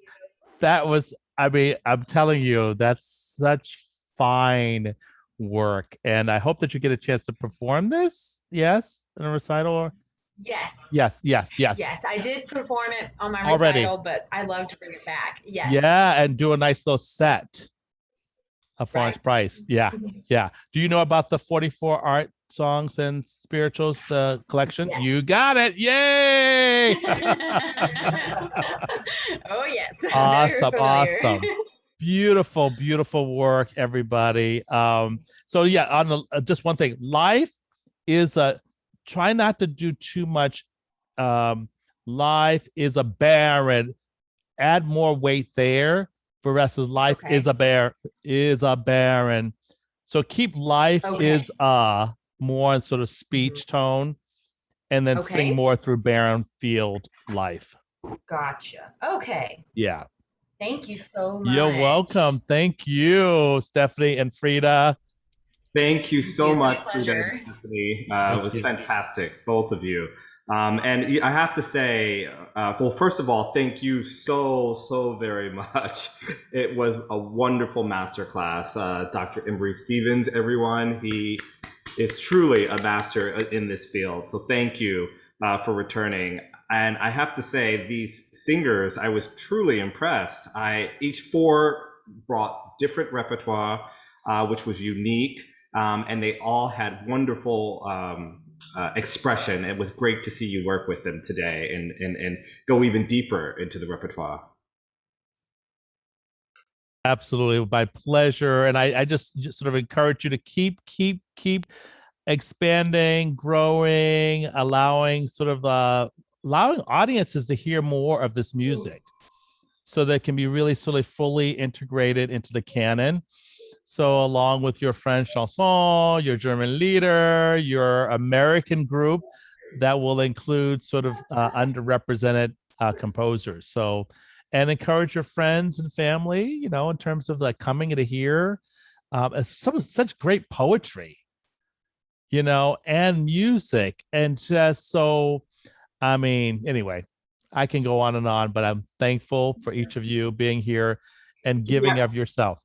Do we have any questions? Are there any questions? Feel free. You can raise your hand, let me know, or unmute yourselves. Definitely, I don't want to. You know, this is such a rare opportunity when we have someone who really is knowledgeable about this repertoire. So I don't want to shy away from any questions that might be out there.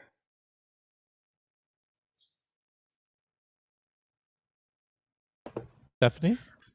Are there composers that you enjoy? Are there specific African American composers you suggest looking into? Sure. Well, I have a whole bunch, but some of my favorites. Well, some of them were actually presented today. So Robert Owens is one of my faves. Yes, Margaret Bonds, Florence Price, Undine Smith Moore. I just did a beautiful set. It's actually a chamber piece, Dorothy Rudmore, Weary Blues, but it's for baritone and cello and piano. But there's so much other chamber music as well out there too. Of course, Jacqueline Hairston, I love her work as well. And some of my, in terms of my spiritual composers, arrangers, Hall Johnson is definitely one of my favorites. And oh my gosh, there's so many more. But there is a new. Do you know about this? Can I hold on?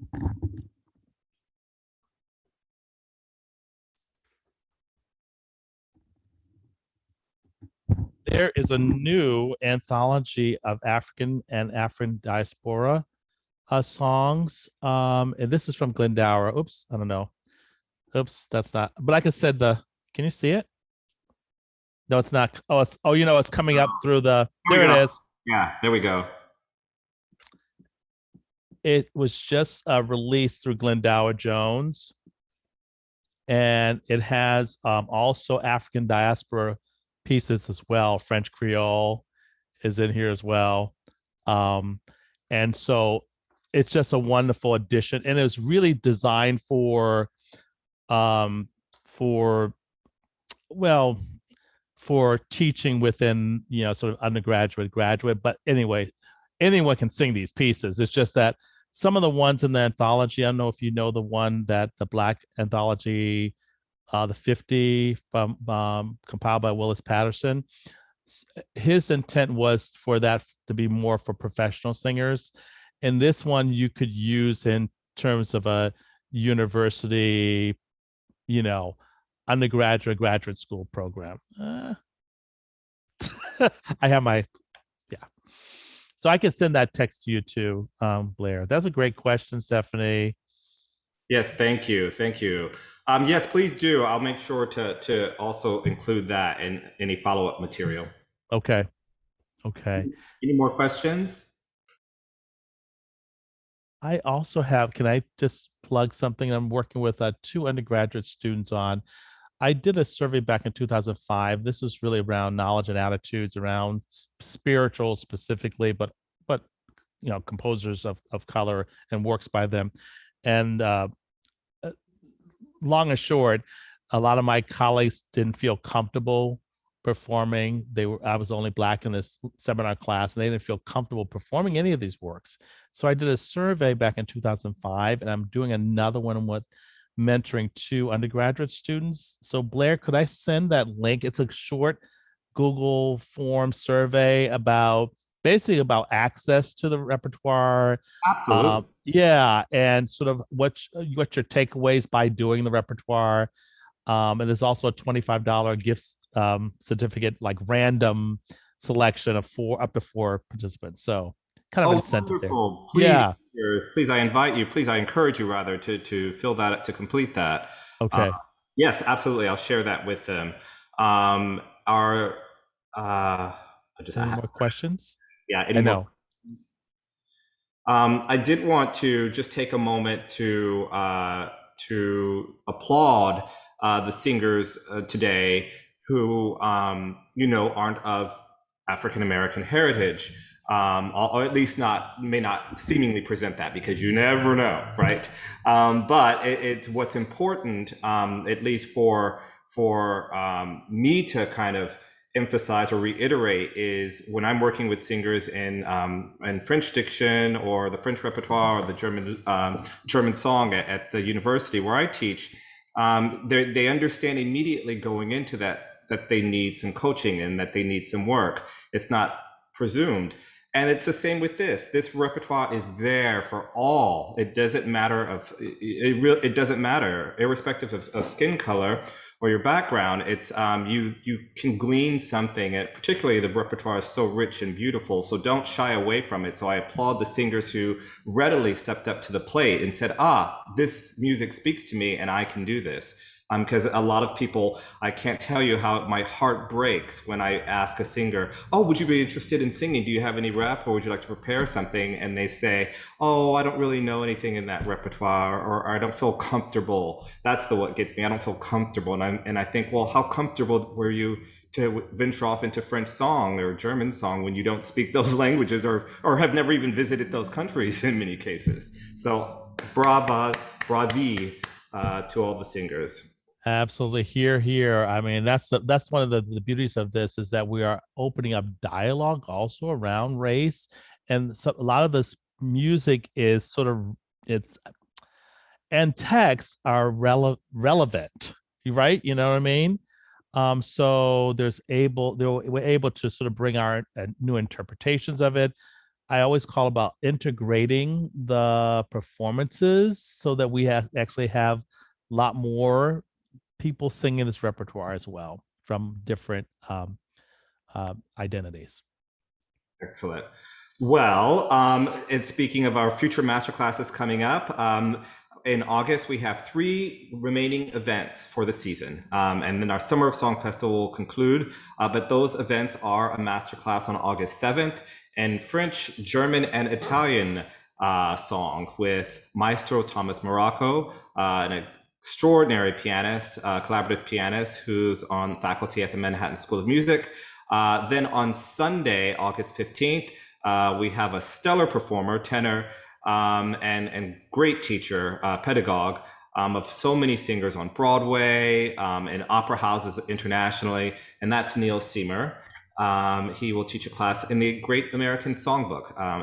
It's an area that I'm actually also passionate about, is the American Songbook repertoire. So I'm delighted to have him back. And then our last masterclass of the season is on Saturday, and it's at 4 p.m. It'll begin a little later. At 4 p.m. on Sunday, August 21st. It's Spanish language songs. So that'll be songs from Latin America, as well as other Spanish-speaking countries. So that's with Dr. Maya Hoover, and with she's a wonderful mezzo, and her extraordinary collaborative pianist, Jose Melendez. So please join for those final 3 events before we kind of transition out into the fall. Again, thank you to everyone for joining. Thank you, singers, and a tremendous thank you to you, Dr. Emery Stevens. Thank you, thank you, thank you. Be well, everyone, and hopefully we'll see each other in one place, maybe in New York soon. I hope so, indeed. Yes. Okay. All right, thank you, everybody. Thank Ciao. you.